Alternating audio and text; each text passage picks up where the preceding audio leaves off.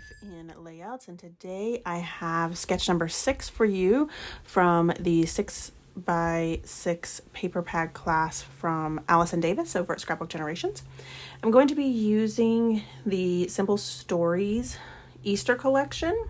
I purchased this collection after seeing Nicole, and I'll link her channel below, from using this collection, and I just fell in love with everything about the collection. I just had to have it all. And then of course her layouts were amazing, so there were a couple of them that I did have to copy as well. So this sketch here mainly calls for just strips along the back. Obviously they're 6 inches tall, and then just different widths, varying widths across the side. And the sketch obviously is a 1-page sketch. That's all of these sketches, and I'm turning them into 2-page sketches. So the strips were in the center, but that didn't work for my layouts because I had additional photos. So I did move those strips down a little bit towards the bottom of the page, and then added a row of photos at the top. And then I also continued that row of photos across the top on the right hand side of the layout as well. So you can see here that I am adding all of the strips down. It does call for the same width of the strips across the edge, but then it also calls for some thinner strips to overlap. So I do add those on in just a second.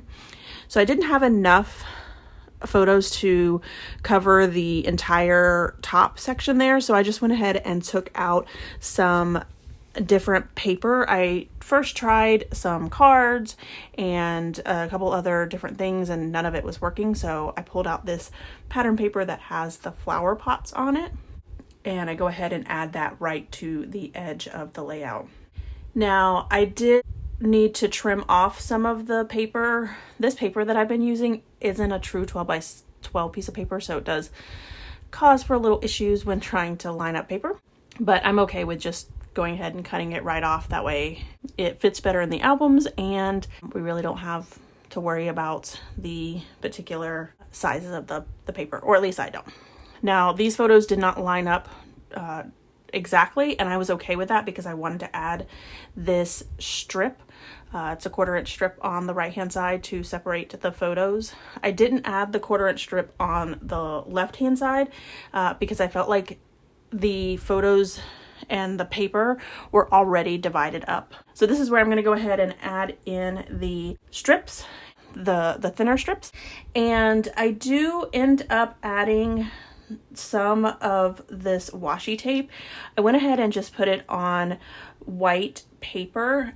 That allows for the washi tape to really stand out, and I went ahead and cut those down into smaller strips as well, and I'm going to be using those as some of the thinner strips instead of using paper. This sketch obviously does call for 6x6, but you don't have to use 6x6. However, when you are using these 6x6 sketches, you do have to keep in mind that most of the time, if you are using a 12 by 12 sheet of paper, the images are on a larger scale, so it does sometimes make it a little difficult to see. It's hard to see in the layout now, but there's that dark paper that has the florals on it. It's really covered up by the photos. I covered that one up purposely because you couldn't really tell because the flowers were so large. I did pick up a speckled egg from Ranger, and this is one of their newer colors, and it works perfectly with this collection. So I am using that to distress all of the edges of the paper, and as well as the die cuts that I'm going to use down there at the bottom that says Happy Easter.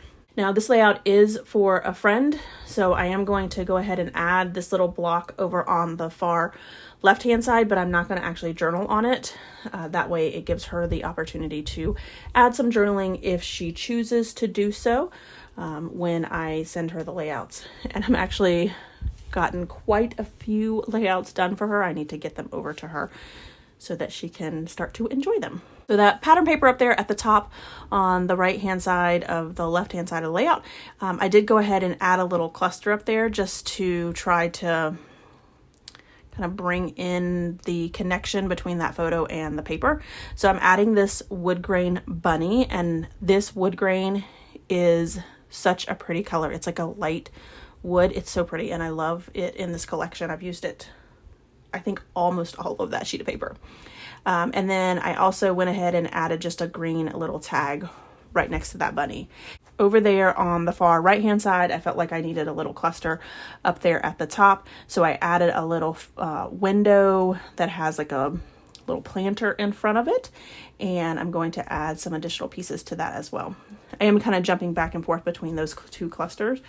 So now I'm going to go ahead and add 2 brads. One is an orange brad right next to that bunny, and then a little pink brad right on the flowers over on the far right hand side. And then I do look through my word phrases, and I'm trying to find some word phrases that can fit into each one of those clusters. I tried the hippity hoppity over on the left, but it didn't work out very well, so I did move it over to the right, and I put it right next to a little frame there. And then next to the bunny, I just used the word celebrate, and then I did add a pink little word strip that says family time right above that journaling block over on the left hand side.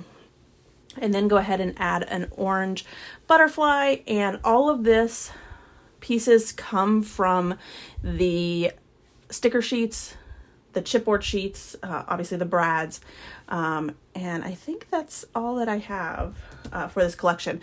But when I'm trying to do clusters, I know that a lot of people struggle with this.